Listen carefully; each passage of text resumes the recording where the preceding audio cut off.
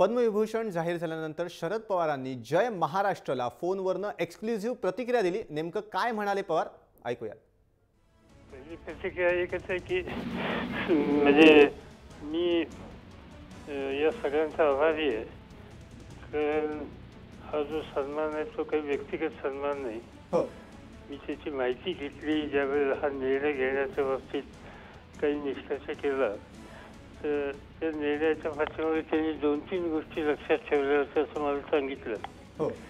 एक तर देशाच्या शेतीच्या क्षेत्रामध्ये जे आयात करणारा देश निर्यात करणारा देश झाला, हे जे काही 10 वर्षाचं माझं योगदान होतं तो एक महत्त्वाचं कारण सांगण्यात आलं।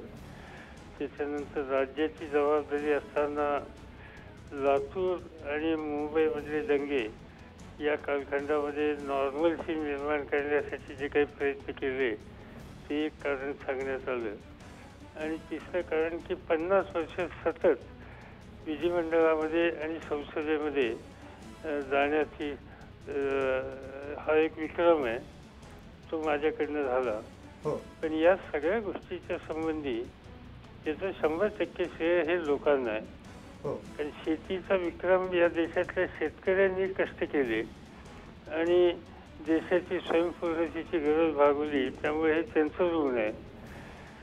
हे जे लातूर किंवा मुंबईच्या दंगेच्या काळामध्ये जी परिस्थिती तातडीने नियंत्रित झाली ती महाराष्ट्राच्या प्रशासन यंत्रणेचं त्याच्यामध्ये श्रेय आहे।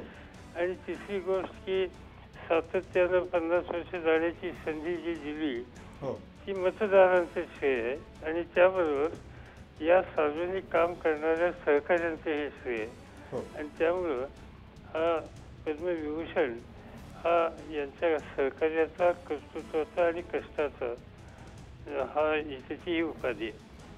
पवार साहेब, पद्मविभूषण हा सर्वोच्च किताब आहे। 55 वर्षांहून अधिक काळ कृषी क्षेत्रात योगदान असेल, सामाजिक क्षेत्रात योगदान असेल, या सगळ्याचं चीज झालंय असं वाटतंय आता?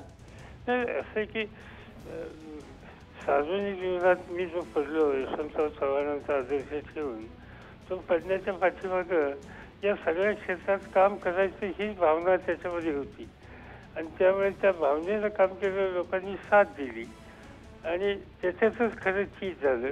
आता त्याच्यात त्याची भर पडली।